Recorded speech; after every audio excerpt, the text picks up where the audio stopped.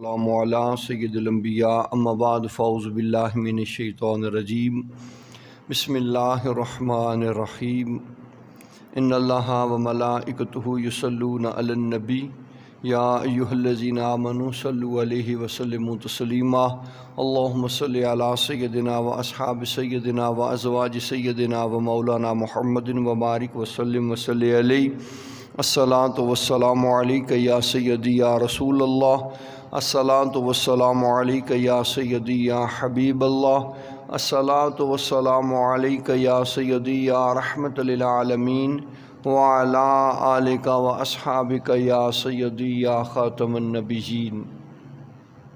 نہایت واجب الاحترام معزز محترم محتشم سامعین ذی وقار، آج شعبان المعظم کی 14 تاریخ ہے اور آج آنے والی رات یہ شب برات ہے، 15ویں شب ہوگی، جس کی بڑی تعظیم و توقیر اور جس کا بڑا ہی ادب و احترام ہے۔ اس رات کے حوالے سے اللہ وحدہ لا شریک نے قرآن مجید فرقان حمید کے اندر ارشاد فرمایا، فیہا یفرق کل امر حکیم، یہ وہ مبارک رات ہے کہ جس کے اندر اللہ وحدہ لا شریک ہر اہم کام کا فیصلہ فرماتا ہے۔ اگلی شب بارات تک آنے والے تمام معاملات کو آج کی رات میں طے کر دیا جائے گا۔ کسے زندگی ملنی ہے تو کسے موت کے پروانے دیے جائیں گے، کس کو اولاد دینی ہے تو کس سے لینی ہے، کس کو عزت اور ذلت دینی ہے تو کس سے واپس لینی ہے، کسے بیماری میں مبتلا کرنا ہے تو کسے شفا عطا کرنی ہے۔ آج کی اس مبارک رات کے اندر ہماری قسمتوں کے اور ہماری زندگیوں کے اہم فیصلے ہو جانے ہیں۔ آج رات حضرت عزرائیل علیہ السلام کو مرنے والوں کی نام کی فہرست دے دی جانی ہے کہ کس نے مرنا ہے اور کب مرنا ہے۔ تو امام الانبیاء کے غلاموں، آج کی اس مبارک رات کے اندر اللہ وحدہ لا شریک کے حضور جبین نیاز کو خم کرنے کی حاجت ہے، اپنی جبینوں کو سجدوں سے آباد کرنے کی ضرورت ہے، اپنی آنکھوں سے آنسو بہا کے رب کے حضور گڑ گڑا کے معافی مانگنے کی ضرورت ہے۔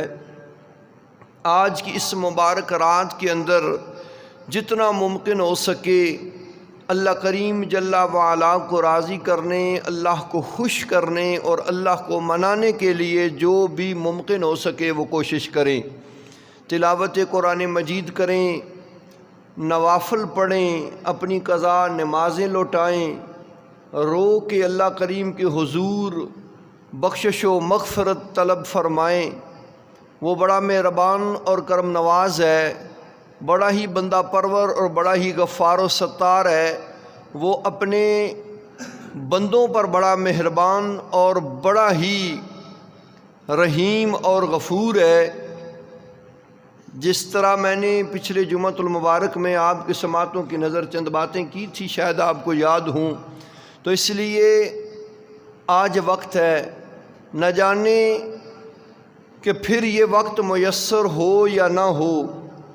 آج کی رات اللہ کی اتنی کرم نوازی ہونی ہے کہ وہ احکم الحاکمین ہو کر، وہ مالک الملک ہو کر، وہ علی کل شیء قدیر کی شان رکھنے والا آج اپنے شایان شان آسمان دنیا یعنی پہلے آسمان پہ جلوہ افروز ہوگا، ہمیں معافی عطا کرنے کے واسطے، ہمیں بخشش اور مغفرت عطا کرنے کے واسطے، ہمیں رزق اور اولاد اور دولت عطا کرنے کے واسطے آج مانگنے کی ضرورت ہے۔ بس اس سے مانگ لو، جو بھی اس سے اچھی نیت رکھ کے خلوص کے ساتھ مانگے گا، جو کچھ مانگے گا اللہ احکم الحاکمین اسے عطا کرے گا۔ تو اولیاء کاملین کا کہنا ہے کہ جب اللہ سے مانگنے لگو نا تو پھر ایک چیز ہی مانگا کرو، اور وہ کیا ہے؟ اللہ سے جب مانگنے لگو رب کی بارگاہ کے اندر تو رب سے رب کو ہی مانگ لیا کرو۔ جب تم نے رب سے رب کو مانگ لیا تو سب کچھ ہی مانگ لیا ہے۔ تو اس لیے آج اللہ سے اللہ کو مانگ لو۔ اللہ جب ہمیں مل جائے، اس کی خوشنودی مل جائے، اس کی بارگاہ کا قرب مل جائے، اس کی پسند مل جائے، تو پھر ہم نے تو سب کچھ ہی حاصل کر لیا ہے نا۔ تو اس لیے آج وقت ہے، آج سونا نہیں ہے، آج خواب غفلت میں ڈوبے رہنا نہیں ہے، آج ہمیں اپنے رحمان و رحیم رب کو راضی کرنا ہے۔ آج وقت ہے، ہمارے آخری سانس تک ہمارے لیے اللہ نے توبہ کا دروازہ کھولا ہے۔ آج تو اپنی وہ رحمتوں کے دروازے کھولے گا، آج تو وہ کرم بالائے کرم فرمائے گا، لیکن ان کے لیے جو اس کی بارگاہ میں آئیں گے، ان کے لیے جو اس سے مانگیں گے، ان کے لیے جو اس کی بارگاہ کے اندر جبین نیاز کو جھکائیں گے، اللہ وحدہ لا شریک جھولیاں بھر بھر کے انہیں خیرات عطا فرمائے گا۔ تو آج مانگتے ہوئے اپنی تنگی داماں پہ نہ جائیے گا۔ عقل مند سوالی وہ ہوتا ہے جو اپنے دامن کو دیکھ کر یا اپنے برتن کو دیکھ کر نہیں مانگتا، وہ سخی کے در کو دیکھ کے مانگتا ہے۔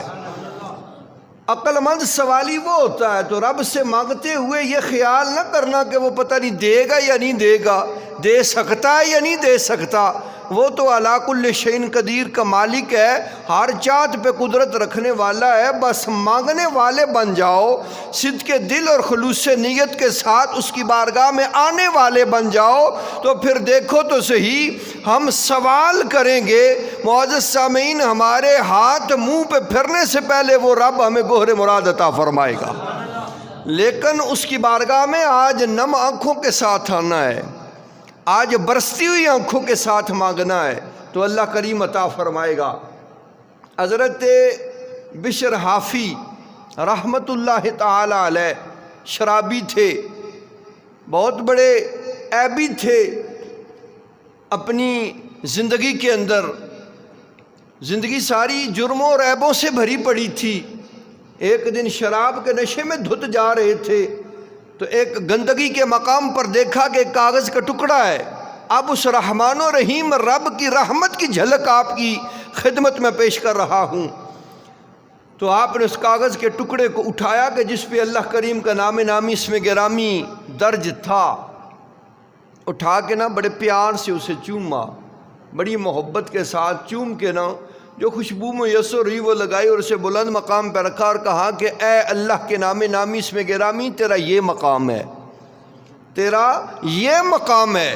اور پھر چل دیے اپنے کام اور کاج میں، جدھر جا رہے تھے، میقدے میں، میخانے میں۔ تو سامعین ذی وقار، اللہ کریم جل وعلا کی رحمت نے پھر جوش مارا اور حضرت بشر حافی کی کایا کو پلٹا، ان کی تقدیر کو بدلا۔ رب کریم جل وعلا نے اپنے نام کی تعظیم کا صدقہ اللہ وحدہ لا شریک نے ایسی تقدیر بدلی کہ وقت کے اولیاء کا پھر انہیں سرتاج بنا دیا۔ یہ کس وجہ سے تھا؟ اللہ کریم جل وعلا کے نام نامی اسم گرامی کی صدق دل کے ساتھ تعظیم اور تکریم کرنے کی بدولت۔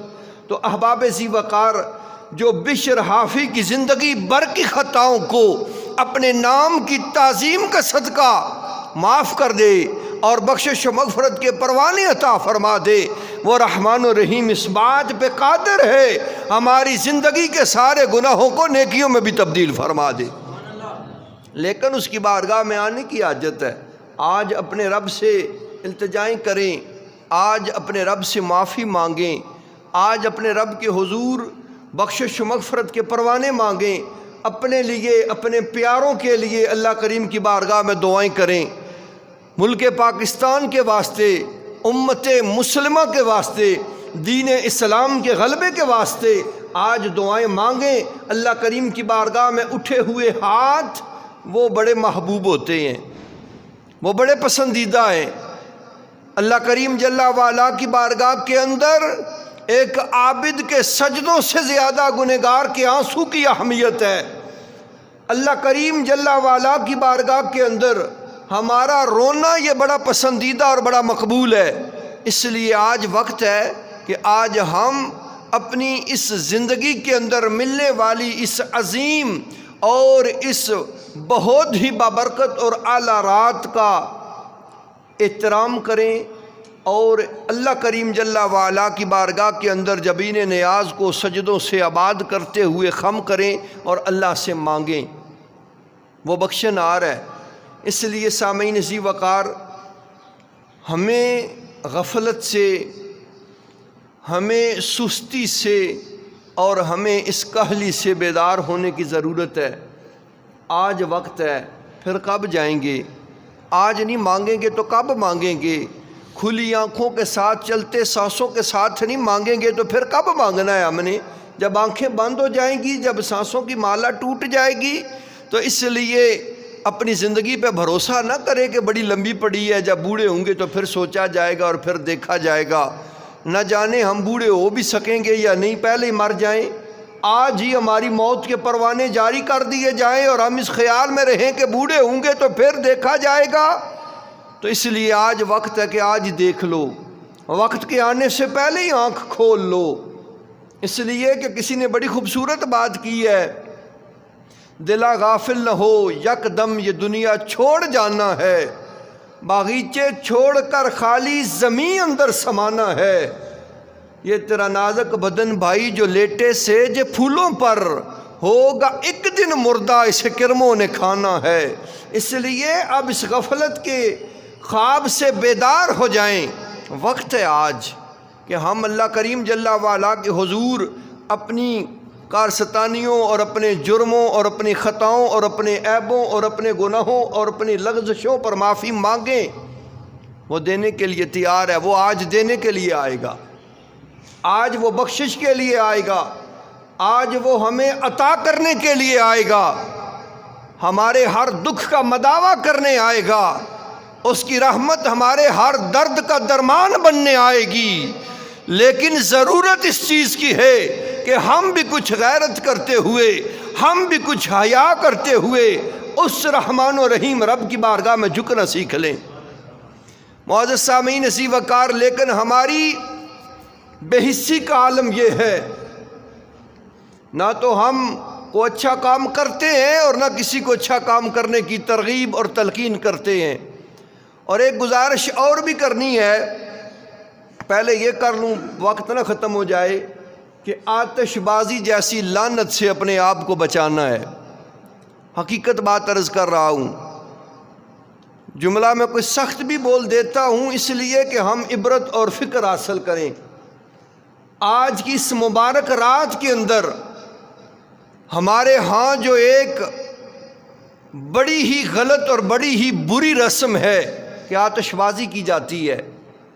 بے شمار ہمارے اندر ایسی رسومات ہیں کہ جن کا دین اسلام سے دور دور کا تعلق کوئی نہیں۔ بندہ مر جائے، ہم جنازہ جب گھر سے نکالتے ہیں تو اس پہ سرسوں یا مسور کی دال پھینک دی جاتی ہے۔ کیا مطلب ہے اس بات کا؟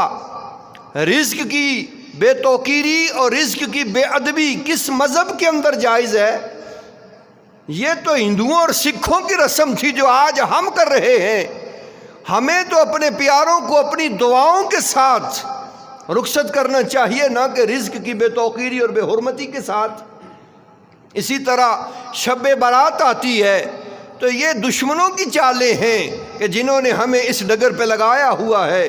شب برات آتی ہے تو آتش بازی کر لی جاتی ہے، یہ مجوسیوں کا کام ہے، آتش پرستوں کا کام ہے۔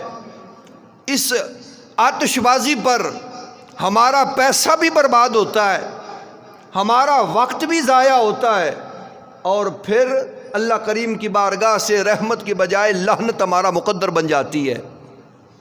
یہ آتش بازی جو کرتے ہیں، اگر یہی پیسہ کسی غریب کو دے دیا جائے، کسی کے بھوکے کے منہ میں لقمہ ڈال دیا جائے تو کیا خیال ہے یہ ہماری بخشش کا سامان نہیں بن جائے گا؟ اس سے صدقہ اور خیرات کر لیا جائے تو یہ ہماری نجات کا سبب اور ذریعہ نہیں بن جائے گا؟ لیکن غریب کو دیتے ہوئے تو ہمیں موت پڑتی ہے، اور ویسے خرچ کر دیں تو پھر ہم بڑا فخر کرتے ہیں۔ تو یاد رکھیں، اس آتش بازی اور اس عظیم گناہ کی لعنت سے اپنے آپ کو بچایا جائے، خود بھی اور اپنے آس پاس بھی۔ بچے نادان اور نہ سمجھ ہوتے ہیں، یہ کہیں نہ کہیں سے یہ ایسی شرارت کر جاتے ہیں، تو دکانداروں کو ہی چاہیے کہ یہ غلاظت لے کے ہی نہ آئیں اپنے گاؤں اور اپنے محلے کے اندر، اور اگر کوئی کہیں سے لے بھی لیتا ہے تو پھر بڑے یہ کہہ کر نظر انداز نہ کر دیں کہ ابھی چھوٹا ہے، خیر ہے کوئی بات نہیں، نادان ہے نہ سمجھ ہے۔ او بھائی اسے سمجھ نہیں، ہمیں تو سمجھ ہے، وہ چھوٹا ہے ہم تو بڑے ہیں، ہمیں تو اللہ کے غیظ و غضب سے بچنا اور ڈرنا نہیں چاہیے۔ کہ شیطان لعین ایک بندے کے ساتھ رہا صبح سے شام تک، اس نے ایک نماز نہیں پڑھی، تو شام کو جب اس نے کسی مقام پہ پڑاؤ کیا تو شیطان بھاگ گیا۔ اس نے کہا کہ وہ میرے سارے دن کے ہم سفر، اب آدھی رات جب پڑی ہے تو مجھے چھوڑ کے چل دیا۔ اس نے کہا کہ اے بندہ خدا، میں نے ایک سجدہ نہیں کیا تھا، اللہ کریم نے میرے گلے میں لعنتوں کے طوق ڈال دیے، اور تو ذرا غور کر صبح سے عشاء تک تو نے تو کچھ بھی نہیں کیا، ایک نماز نہیں پڑھی، ایک سجدہ نہیں کیا۔ میں نے ایک سجدہ نہیں کیا تو لعنتی ہو گیا، تو نے کتنے سجدے چھوڑے ہیں، نہ جانے تجھ پہ رب کا کتنا عذاب پڑے، اور جب تجھ پہ اللہ کا عذاب آئے تو اس خوف سے ڈر کے بھاگ رہا ہوں کہیں مجھ پہ اور عذاب ہی نہ پڑ جائے۔ تو سامعین اسی وقار یہ سوچ ہمیں رکھنی چاہیے کہ جہاں پہ کوئی برا ہو رہا ہے، جہاں پہ کوئی برائی ہو رہی ہے، وہاں اگر ہم روک نہیں سکتے تو اپنے آپ کو وہاں سے نکال تو لیں۔ یہ طریقہ تو شیطان نے بھی اپنایا ہے، تو اس لیے ان بچوں کو تھپڑ بھی مارنے پڑے تو مار لو، اس لیے کہ آج اللہ کا الحاکمین اپنی شیان و شان کے لائق، اپنے شیان شان آسمان دنیا پہ ہمیں بخشش کے پروانے عطا کرنے آیا ہے، اور ہم اس کا استقبال پٹاخوں سے کر رہے ہیں۔ ہم اللہ کریم جل وعلا کی مہمان نوازی سجدوں کے بجائے آتش بازی سے کر رہے ہیں، تو پھر کیا خیال ہے اللہ ہم سے راضی ہوگا یا ہم پہ ناراض ہوگا؟ مالک ہمیں بخشش کے پروانے عطا کرے گا یا پھر اس کی طرف سے لعنتیں ہمارا مقدر بن جائیں گی؟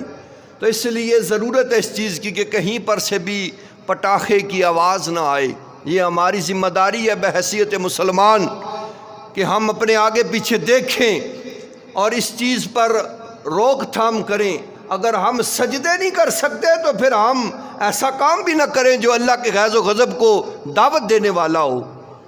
اگر ہم رب کو راضی نہیں کر سکتے تو پھر ایسا بھی کچھ نہ کریں کہ جو اس کے عذاب کو ہمارے اوپر مسلط کرنے والا کام ہو۔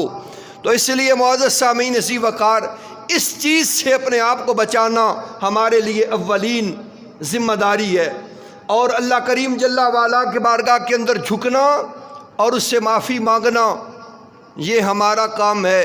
اس کی بارگاہ میں آ جائیں، بڑا بخشنہار ہے، بڑا مہربان ہے، بڑا کرم نواز ہے، وہ بڑا جلدی مان جاتا ہے، وہ بڑا جلدی راضی ہو جاتا ہے۔ صرف ضرورت ہے کہ ہم تو اس کی بارگاہ میں آئیں تو صحیح، ہم آ کے اس سے مانگیں تو صحیح۔ بس مانگنے میں دیر لگتی ہے، رب کو عطا کرنے میں دیر لگتی نہیں ہے۔ ہمیں اس کی بارگاہ میں آنے میں دیر لگتی ہے، رب کو راضی ہونے میں دیر نہیں لگتی ہے۔ ہمیں منانے میں دیر لگتی ہے، رب کو ماننے میں دیر نہیں لگتی۔ اس لیے سامعین اسی وقار اللہ سے آج معافی مانگ لی جائے۔ حضرت عیسیٰ علیہ نبینا علیہ الصلاۃ والسلام سفر کر رہے تھے، اب اس کی کرم نوازی دیکھیے کتنا مہربان ہے، اور اس نے ہم پہ کتنی کرم نوازی کی ہے۔ ایک پتھریلے رستے سے پہاڑوں سے گزر رہے تھے تو ایک بڑا خوبصورت حسین و جمیل پتھر دیکھا، چٹان نما، بڑے متعجب ہوئے۔ اللہ کریم جل وعلا کی جانب سے پیغام آ گیا کہ اس سے بھی زیادہ عجیب تر شے نہ دکھاؤں؟ عرض کیا مالک کیوں نہیں؟ وہ دیکھتے ہی دیکھتے وہ پتھر نما وہ چٹان جو تھی وہ پھٹ گئی، اور اس کے اندر سے ایک بزرگ نکلا، ایک انسان نکلا۔ تو آپ نے اس سے پوچھا کہ تو کون ہے؟ تو اس نے کہا کہ میں انسان ہوں، اور اس کے ساتھ ایک انگور کی بیل نما چیز تھی جس سے وہ کھاتا پیتا۔ فرمایا کہ کب سے یہاں ہو اور کیا کر رہے ہو اس گوشہ تنہائی کے اندر؟ تو عرض کیا کہ 400 سال کا عرصہ گزر چکا ہے، میں اس محراب کے اندر ہوں، اس گنبد نما چٹان کے اندر ہوں، 400 سال گزر گئے اور اللہ کریم جل وعلا کی عبادت ریاضت کر رہا ہوں۔ امام الانبیاء کے غلاموں، ذرا اپنے مقدر پہ رشک کرنا، اپنی نسبت پہ ناز کرنا، اللہ کریم جل وعلا کی رحمت پہ قربان ہو جانا۔ حضرت عیسیٰ علیہ نبینا علیہ الصلوۃ والسلام نے بارگاہ الوہیت میں سوال کر ڈالا، اے اللہ کریم، اس سے بھی زیادہ کوئی معتبر، اس سے بھی زیادہ کوئی مقبول اور اس سے بھی زیادہ کوئی بہتر تیری بارگاہ کے اندر ہوگا؟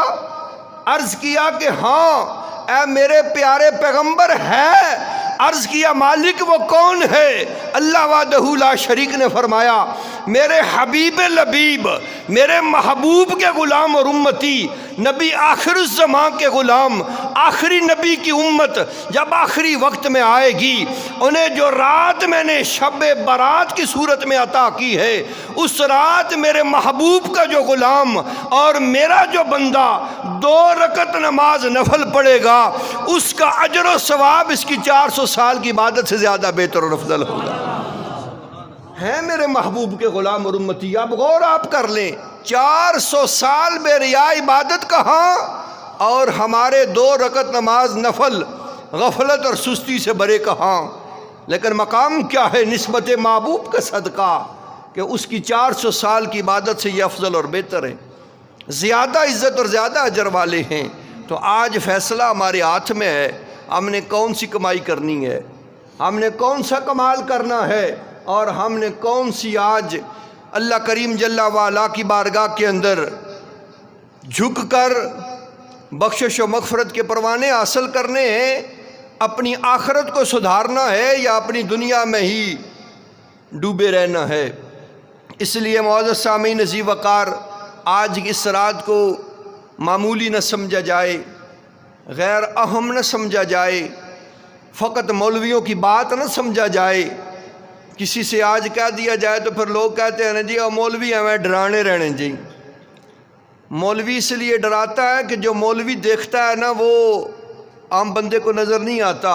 وہ مثل ہے نا کہ جو جال دیکھتا ہے وہ مچھیرا نہیں دیکھتا، اس لیے کہ اس جال کو پانی کے اندر کانٹے بھی دیکھنے پڑتے ہیں اور پھول بھی دیکھتا ہے، وہ نوکیلے پتھروں سے بھی اڑتا ہے اور وہ پانی کی عجیب و غریب مخلوقات کو بھی دیکھتا ہے۔ مچھیرا تو فقط مچھلی دیکھ رہا ہوتا ہے نا، تو جو جال دیکھتا ہے وہ مچھیرے کو نظر نہیں آتا، اگر اسے آئے تو پھر وہ یہ کام ہی نہ کرے۔ مولوی جو دیکھ رہا ہوتا ہے وہ عام بندے کو نظر نہیں آتا، اس لیے کہ اس نے کچھ نہ کچھ اللہ کے قرآن سے اور نبی کے فرمان سے پڑھا ہوا ہوتا ہے۔ وہ جو بتا رہا ہوتا ہے وہ عمل کرے یا نہ کرے، ہمیں سن کے اس پہ عمل ضرور کرنا چاہیے۔ تو اس لیے معزز سامعین عزیز وقار، یہ مولویوں کی فقط باتیں نہیں ہیں، یہ اللہ اور اللہ کے رسول کی باتیں ہیں۔ کوئی سنی انسنی کر دے تو اس کا مقدر، اور کوئی اس کو مان کے اس پہ عمل کر لے تو اس کا مقدر۔ بہرحال ان چیزوں پہ غور کریں اور نوافل پڑھیں۔ 6 نوافل آپ کی خدمت میں عرض کر دیتا ہوں، 2 رکعت نماز نفل کر کے پڑھیں، اور ہر 2 رکعت کے بعد 21 مرتبہ سورہ اخلاص یا 1 مرتبہ سورہ یاسین پڑھیں۔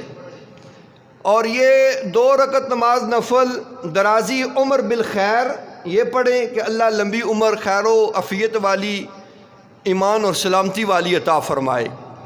2 رکعت نماز نفل تحفظ آفات و بلیات کے پڑھیں کہ اللہ کریم آفات و بلیات سے محفوظ اور مامون فرمائے۔ اور 2 رکعت نماز نفل اللہ کریم جل وعلا کے در کے سوا کسی اور کی محتاجی سے بچنے کا سوال کرتے ہوئے پڑھیں کہ اللہ کریم اپنی بارگاہ کا محتاج رکھے، کسی غیر کا محتاج نہ فرمائے۔ یہ 6 نفل پڑھیں، 2 رکعتیں کر کے، 2 نفل پڑھ کے، تو 21 مرتبہ سورہ اخلاص پڑھ لیں یا 1 مرتبہ سورہ یاسین پڑھ لیں، ممکن ہو تو دونوں پڑھ لیں، ثواب ہی ثواب ہے۔ تو پھر دعا کریں، یہ 6 نفل پڑھنے کے بعد وہ دعائے نصف شعبان جو ہے وہ پڑھ لیں، اللہ کریم برکتیں عطا فرمائے گا۔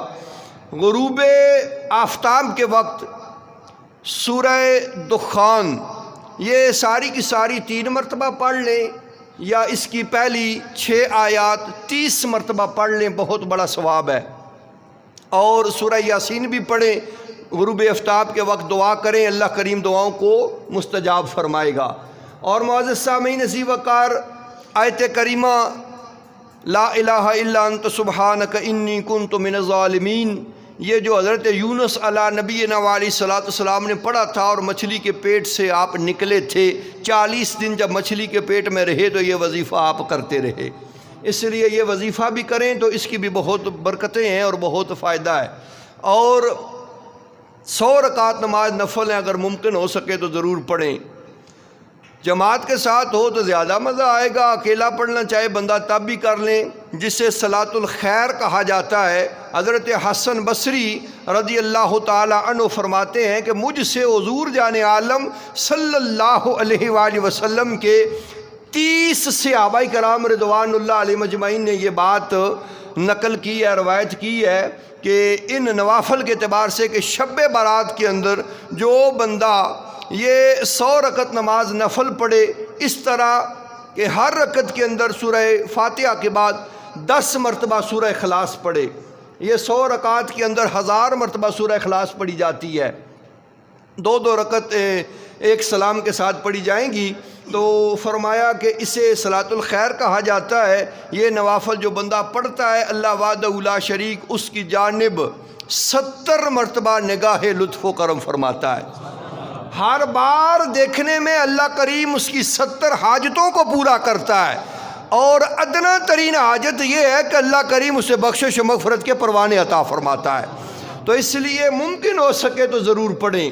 100 رکعت نماز نفل پڑھنا مشکل نہیں ہے، 4-5 گھنٹے لگتے ہیں، بندہ پڑھ لیتا ہے، لیکن جب یہ پڑھیں تو خلوص نیت کے ساتھ اور صدق دل کے ساتھ پڑھیں، نہ جانے اگلے سال یہ شب برات ہمیں میسر آئے یا نہ آئے، شب برات تو آئے گی، ہم پتہ نہیں ہوں گے یا نہیں ہوں گے، تو اس لیے آج کی رات کو دل کھول کے عبادت کریں، اللہ کریم جل وعلا کی بارگاہ کے اندر اپنے اور اپنے پیاروں کے واسطے بخشش و مغفرت مانگیں، اللہ کریم کی بارگاہ میں اپنے گناہوں پہ ندامت کا اظہار کریں اور اللہ سے معافی مانگیں، وہ بڑا بخشنہار ہے، وہ زندگی بھر کے گناہوں کو معاف فرما دیتا ہے، لیکن کوئی مانگنے والا ہونا چاہیے، مانگنے کی طلب اور مانگنے کی تڑپ ہونی چاہیے۔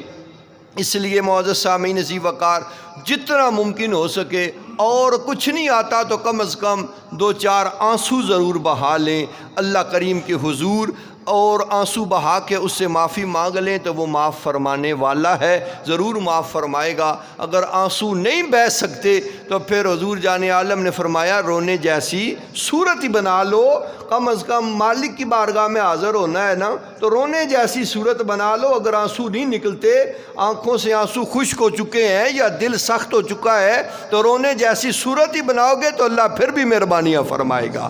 دعا ہے کہ رب کریم جل وعلا ہمیں اس آنے والی رات کے اندر اس کا ادب و احترام کرتے ہوئے عبادت اور ریاضت کرنے کی توفیق عطا فرمائے، اپنی اور اپنے حبیب لبیب کی رضا، خوشنودی، قرب اور پسندیدگی نصیب فرمائے۔ وما علینا الا البلاغ المبین۔ سنت